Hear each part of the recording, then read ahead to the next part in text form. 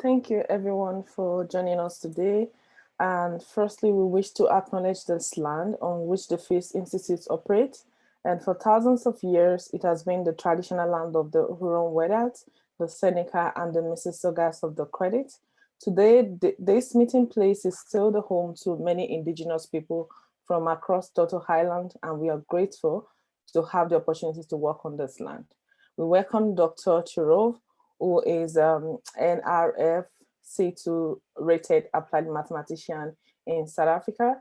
He holds a PhD in mathematical biology from the University of Botswana and currently a senior lecturer at the University of Johannesburg. His research interests are expanding into mathematical ecology, database modeling, agent-based modeling, stochastic modeling, multi-scale modeling, applications into zoonotic diseases, antimicrobial resistance in agricultural settings, and systems mathematical biology. He has published several articles and a book chapter.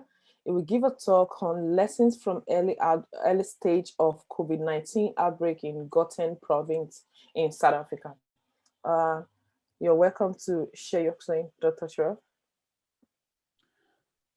Thank you, Jimmy, for the introduction, and I want to thank everybody who came to listen to me, and appreciate your invitation to share also what we are doing on this part of the world in South Africa. Well, when I was invited, I said, why not? It's all about getting connected to the other parts of the world and sharing what we have and exchange knowledge as well. So as much as I'm going to present today, I also would have loved to learn from you. Your comments will be valuable, your questions will be valuable, so feel free to interact with me. So yeah, we talk COVID, and one thing that one can always do is to relate to the places where they stay. So I'm in South Africa, and South Africa has got 9 provinces, and I am in one of the provinces called Gauteng. So the G there is pronounced Ga, so that's Gauteng province.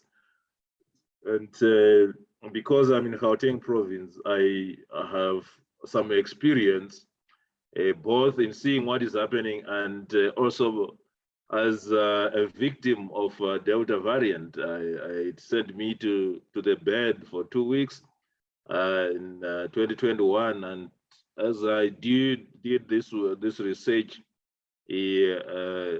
my personal experiences also had a contribution towards the success of this research. Now, this research was done in collaboration with a number of collaborators. So firstly, in Southern Africa, we have what is called the Southern Africa Mathematical Sciences Association. And in this association, we also have some collaboration with some advanced study institute called MASAM. MASAM is some African word for mathematics. So this collaboration is with the University of Auburn in the United States, and it has been running since 2011. So what we do there is we have researchers from United States, from UK, from everywhere in the world, and from Africa. We meet every year in November for 10 days in Africa, in one of the Southern African countries. And then the advisors or supervisors and their students and other students will meet, and then we make some research, some study networks where we focus on different aspects of research from pure maths all the way to all sorts of applied maths. And in the applied maths and mathematical modeling, we have the group that does COVID modeling.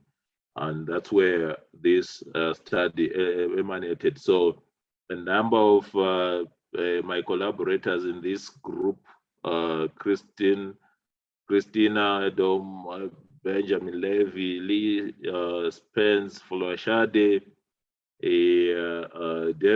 David Goldman, and Suzanne Lenhart.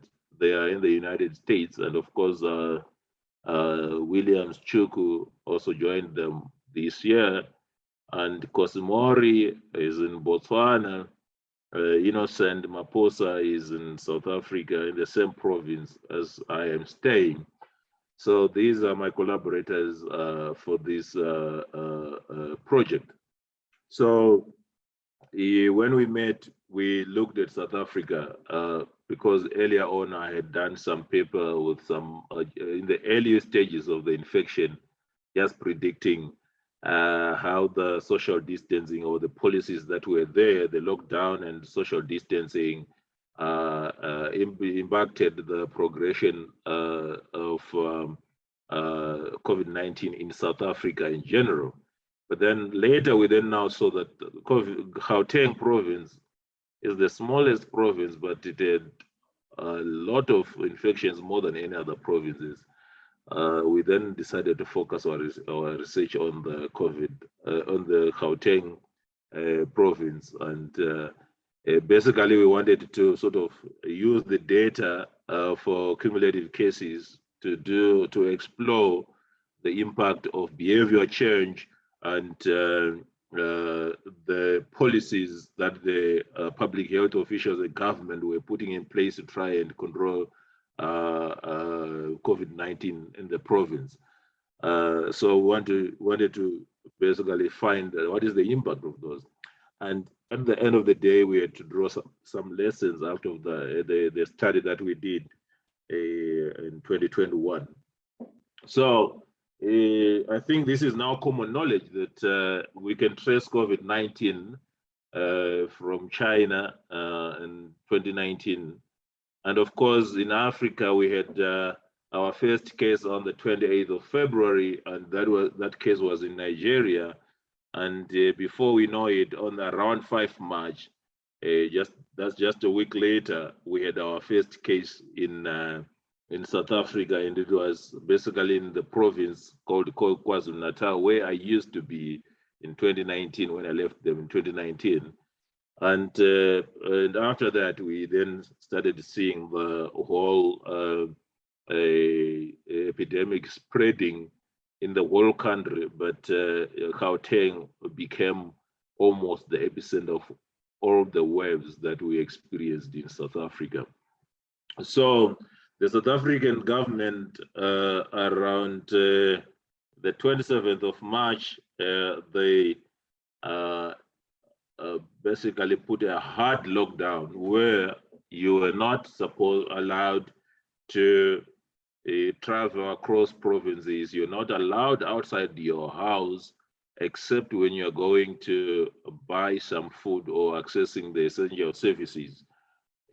Everyone else was in the houses except those who were regarded as essential workers and frontline workers. So the form of intervention they focused on was preventative actions. So had the lockdown and social distancing, and of course surveillance action where they now did mass testing and so forth, and quarantining. Those were the two main categories of intervention that we saw in South Africa at the beginning of the pandemic. And of course, vaccines came in the world around around December, there about November, December. That's where we started hearing about vaccines. But unfortunately, in Africa, and in particular South Africa, we only had our first vaccines in around March 2021. And of course, it was because of the imbalances in the distribution of vaccines, where those with money and means of production had to survive first. But regardless of the absence of vaccines, we still had to manage with the preventive and surveillance methods of intervention. Now, South Africa in particular is of interest to our study because of a few reasons that follow. South Africa, then and even now, has the highest burden in Africa. These statistics are as of today in the morning on our South African time. So, South Africa still has about 32% of the total COVID-19 burden in Africa. And currently we have over 3.6 million cumulative cases, close to 100,000 deaths now, of course, about 3.5 million recoveries. And today we had around 37,000 active cases in the whole country. Now, South Africa is also of interest because it was one of the first African countries to roll out COVID-19 vaccination in 21. And of course, in South Africa, they made sure that this data on the COVID-19 cases, the policy changes on the management of the disease, and of course, vaccination rates and all the protocols are already available in the public domain. So you don't need any ethical clearance, or you don't suffer any ethical issues regarding access of data and information. And of course, the information is also collected every other day. There is a report on how many are there, how many new infections, how many new dates, how many. So this made research on the South African country much more lucrative because usually when there's no data, you take time to get the ethical clearance and so forth and so forth. And meanwhile, this is a new epidemic. We need to find solutions as fast as the infection is spreading. Now, just to show you the map of South Africa, for those who are not familiar with the map of South Africa, and now you will see that Gauteng is actually this small province here. You can see even in terms of size, it's very small on the map. But you'll be shocked to know that Gauteng itself is the most populous region in South Africa. The highest population per province comes from Gauteng. It's an economic hub of South Africa. It's also where there is an economic capital also, Pretoria. There are two towns and two cities in Gauteng, Johannesburg, where I am, and Pretoria. These are highly populated areas. They also have, in terms of settlement, you have areas which are densely populated and areas that are sparsely populated. And the majority of the population, you will find them in the densely populated areas where you have informal settlers and so forth and so forth. So it becomes a bit tricky in terms of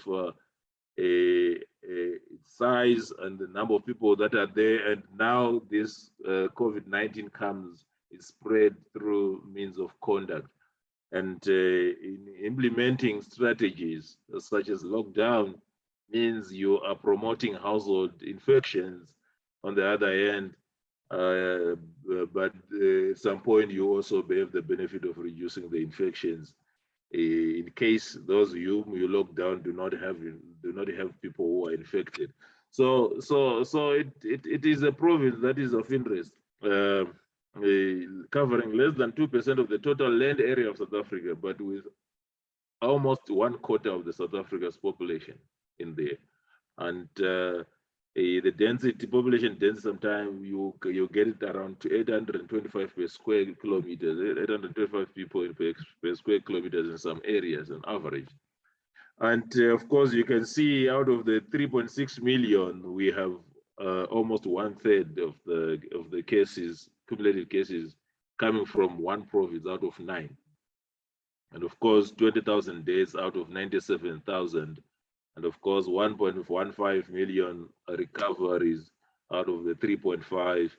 And out of the 37,000 active cases, 7.7 thousand are in Gauteng province. So it becomes a province of interest.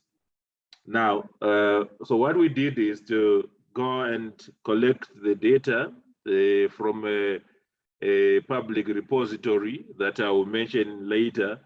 And we then now, it was daily data, and then we then now extracted the cumulative weekly data from there. We just plotted the weekly data, and now we identified now that the data, cumulative data, looks like what you are seeing there, and of course there is change in concavity here, and one thing that we did want to see is can we compute the points of inflection from this data? And when we did, we managed to estimate the dates on which these points of inflection basically fell on. And we then went back to the policy changes that were happening, and we sort of wanted to see the effect of these policy changes. And we argued that the points of inflection were a marker of the impact of some of the policy changes that were done, whether relaxation or tightening of the lockdown regulations and behavior change. We basically argued that it could be some of those processes and some of those policies that were having an impact in the system. So we're happy to identify this and approximate the dates. And we then went back to the policies. The policies also are in the public domain. And we then now saw that between the dates of 30 March to 12 July, where we then have an inflection point on the 13th of July, we just called that the time period T1. So T1 is representing the duration of the phase from the beginning of the lockdown measures to the point where we have the first point of inflection.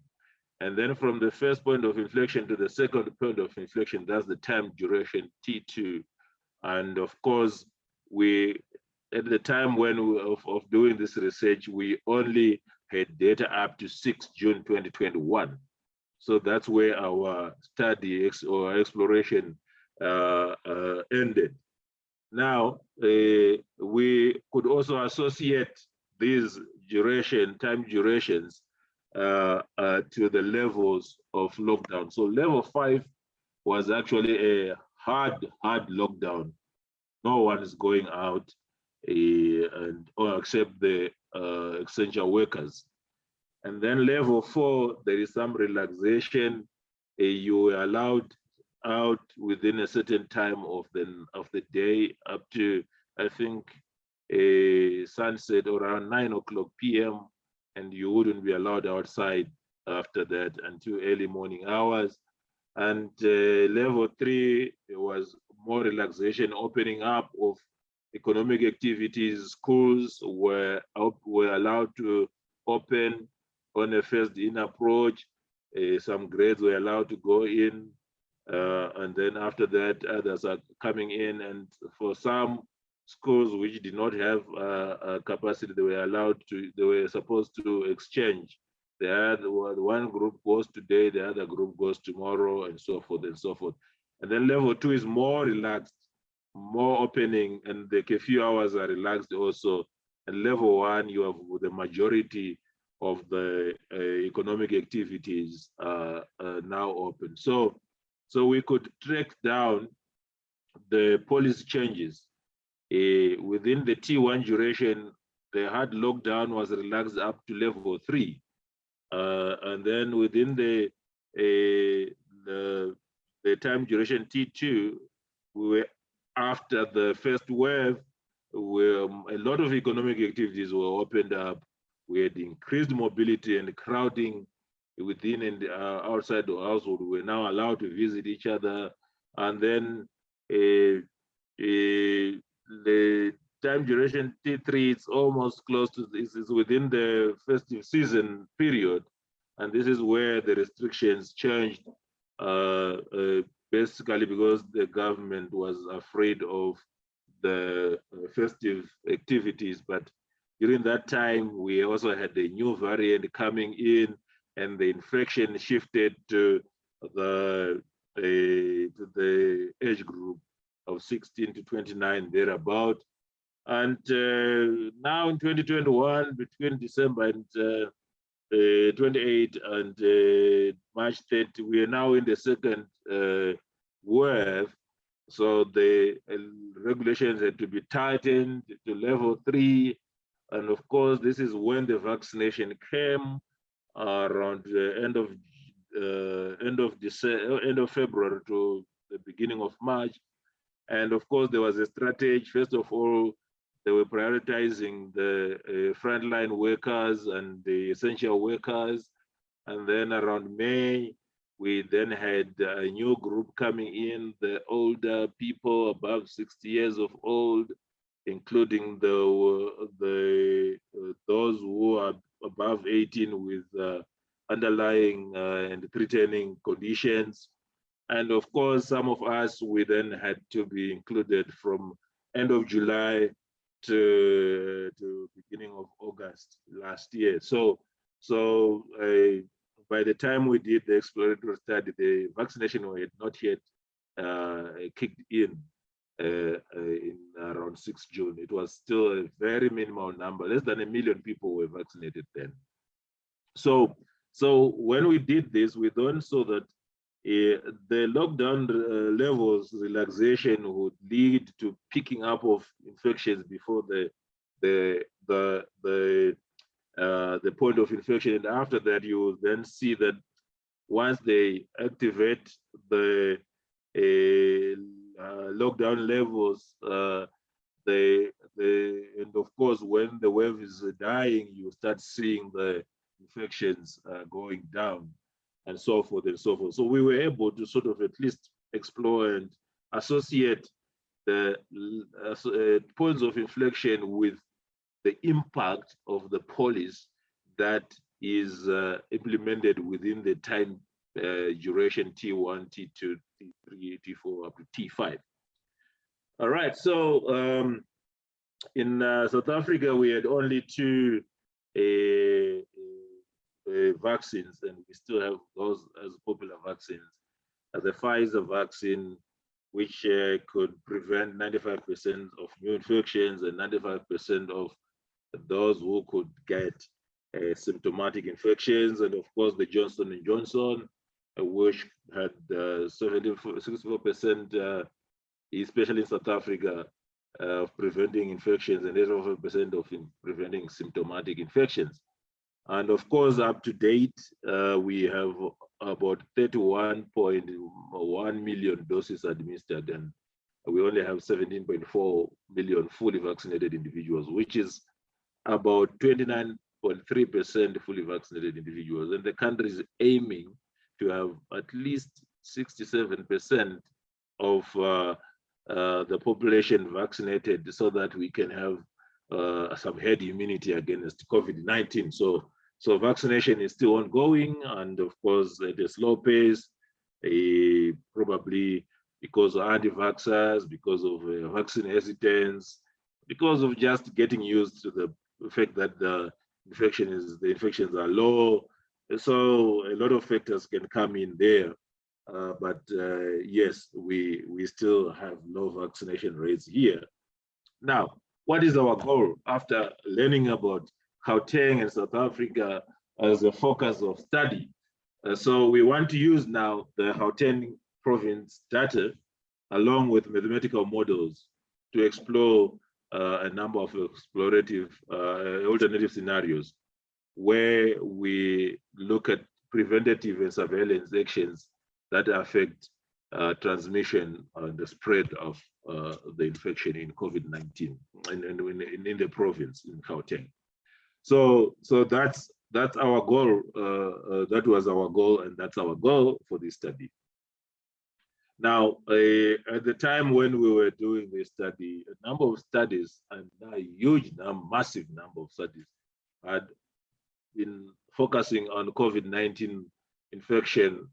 We can talk of South Africa and forget about the world, because the world had massive publications, including some journals which were just saying, even if we are open access, you don't pay for the page charges.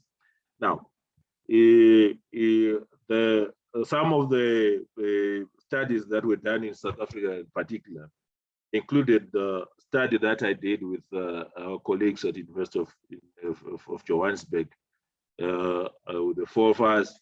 When between 5 March and 13 April, we decided to say, let's just do an explorative study to just check the impact of lockdown and social distancing on the progression of the infection.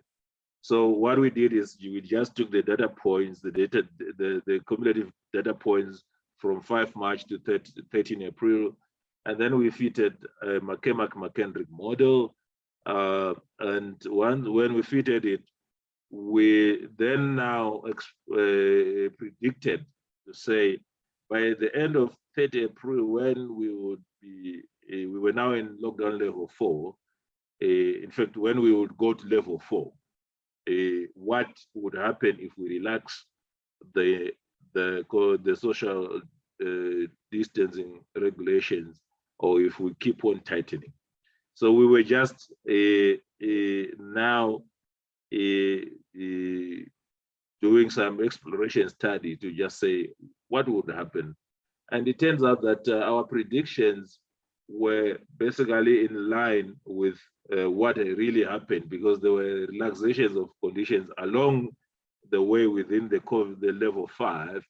And we were saying, if you relax the COVID-19, the social distancing measures by 2%, it would lead to an increase by 18% of the cumulative cases, by 23%, I mean. And if you are to tighten then by 2%, then it would lead to a vetting of cumulative cases by 18%. And then we allowed now we collected the data and allowed the model and then plotted the data. And at the end of the prediction period, 30 April, we found that the relaxation fit very well with the 2% relaxation that we had done. So that was just the early predictions that we had on COVID-19 and social distancing and of course the lockdown measures. And then of course another colleagues were also doing some estimation of how much vaccination should be done in South Africa for them to be able to control. And they were predicting that if 70% of the population is going to be vaccinated, then the population will be brought under control. And of course, speaking to the predictions now that was done by other scientists that were advising the government, we ended up having the government predicting that 67% would give us our herd immunity in South Africa. And of course, the other studies were talking about the individual perspectives about COVID-19 and how those will impact on the progression of infection. So all these studies were forming our background models to develop the COVID-19 model for Gauteng. So then we decided to then design this model where we have the susceptible individuals that are not vaccinated, the exposed individuals that are not vaccinated, the asymptotic ones, and those that are infectious and not yet confirmed. And then we have the vaccinated individuals, then the exposed after vaccination. And of course, we had now the confirmed cases that we then had in the data. And of course, we have the hospitalized individuals and we have the recovered individuals. So this is the framework that we used. And of course, the parameters associated with the movement, this is where we have infection, this is just progression. Fraction of those exposed and unvaccinated will definitely go to the symptomatic. And of course, those that are symptomatic, that develop symptoms will go to the infectious. And of course, the same fraction of those that are exposed after vaccination will be asymptomatic, a greater part of them. And of course, the other part will go to the symptomatic. And then now, this now measures now the level of confirmation of cases through testing and all those means. And of course, from the ones you are confirmed, then you would be hospitalized. And in our exploration of the data and the policies that were implemented, we sort of argued that when we put lockdown measures, we can actually reduce the rate of infection. And when we increase the testing and also behavior change, we for the people who then now prevail themselves for testing, so then we change, we affect this kappa parameter. And I will mention why I am focusing on them, because you saw our data was behaving like this. And if you try to fit the model with the parameters that you get from this time point up to that time point throughout the epidemic, it will not work. So then we said every time the policies were implemented, those two parameters were affected. So then they become time varying parameters. So we would change the parameters in each time interval. And of course, we change that through fitting. Okay. So this is the model that it's eight equations that we came up with. And of course, you then see that the kappa T is time dependent. And of course, our beta here, our lambda here has the beta, the infection parameter, also time dependent. And we also note that our force of infection is only dependent on those classes which would come into contact with the susceptible population.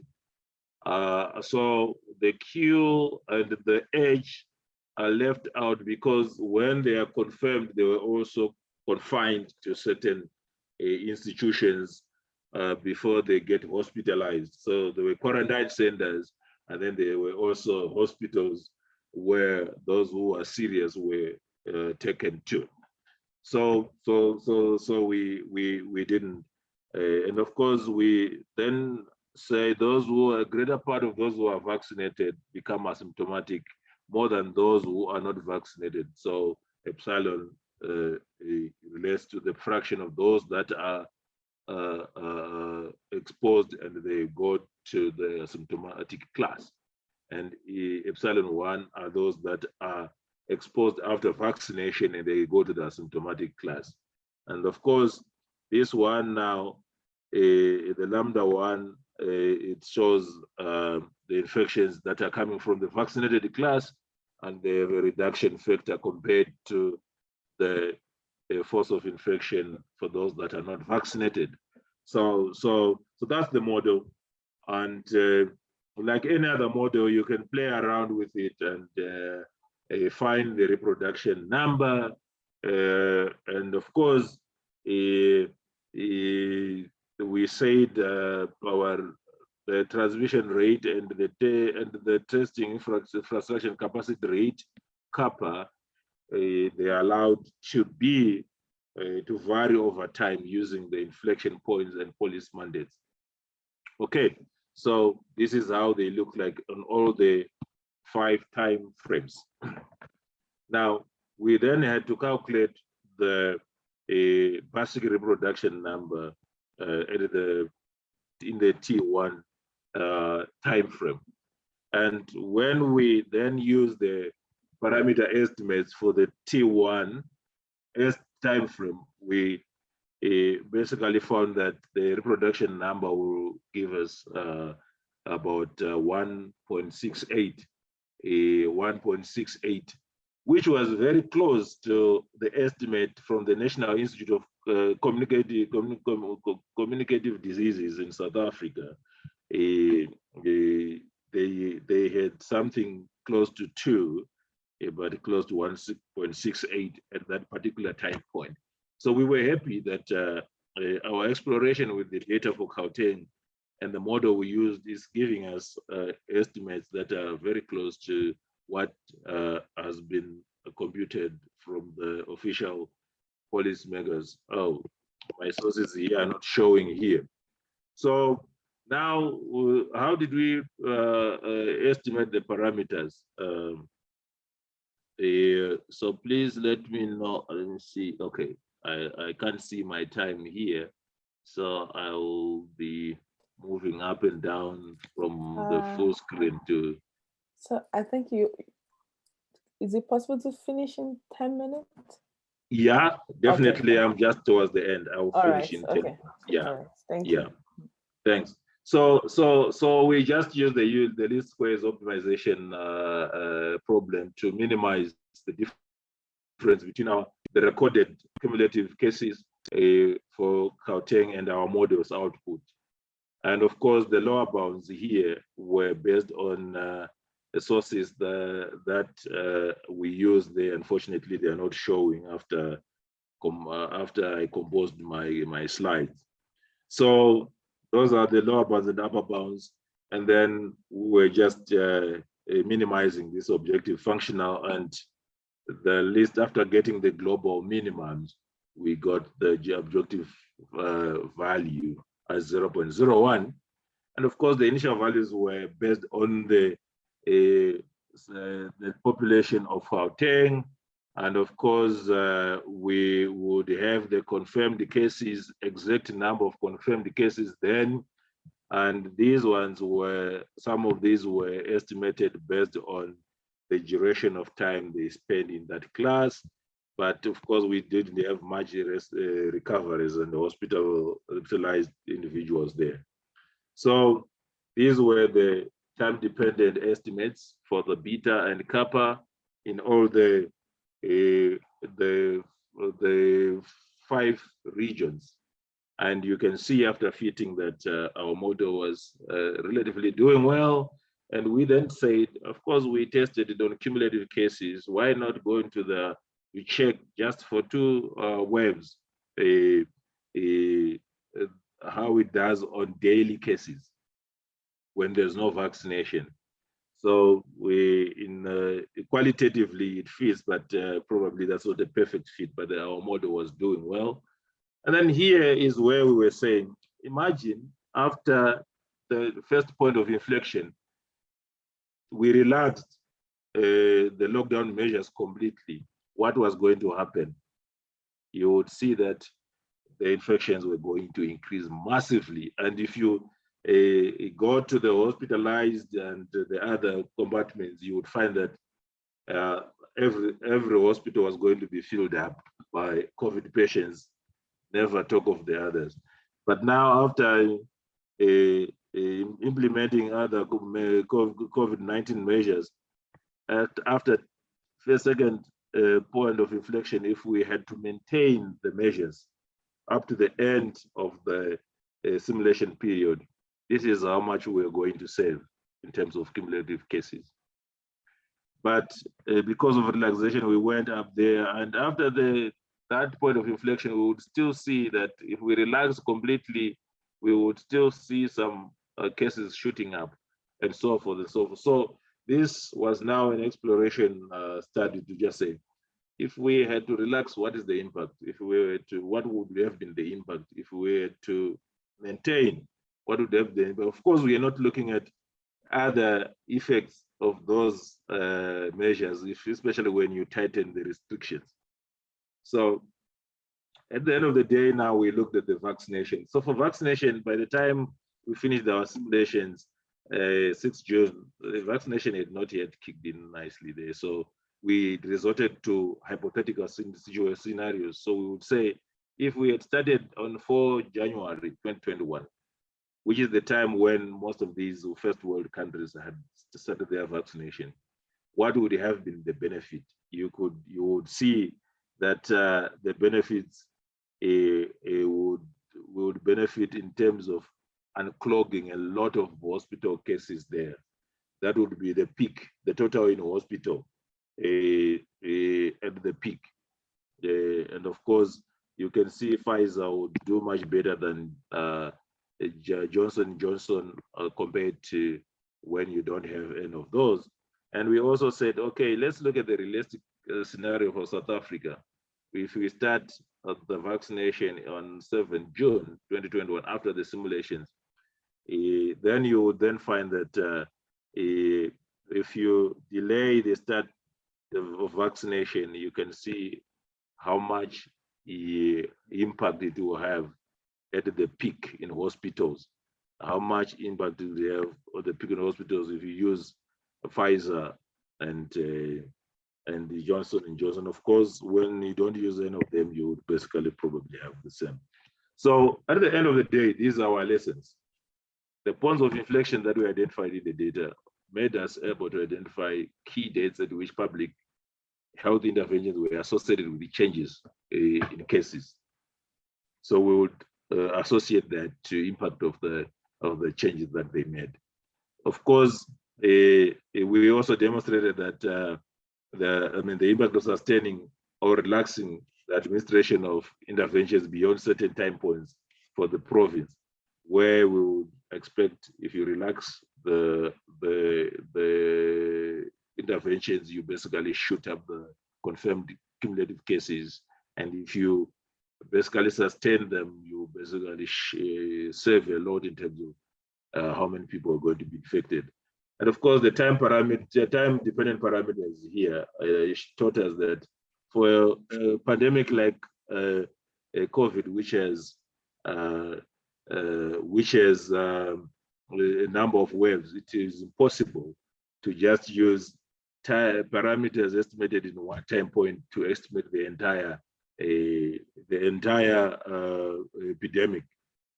And of course, get a great benefits to fight COVID-19 would be seen hypothetically if you use vaccination early than late. And of course, any delay or hesitance definitely would lead to significant impact on Gauteng. And lastly, some ongoing studies that we're doing with the group, we're doing some agent-based models for Gauteng, where we look at household transmission versus community transmission. Of course, optimal control, you're looking at vaccination scenarios to basically calculate or choose some allocation strategies. And of course, including mobility data, it would better represent the interactions where you do some spatial component, where you include some partial components in there. And of course, I have to acknowledge my collaborators and the funders that were involved in this study. and including my own university, the grant that I got from my own university also was very instrumental here. And thank you for listening. And here are a few of the reference that I was using to prepare this talk in particular. Thank you very much for listening, and I hand it over to you, Jumi.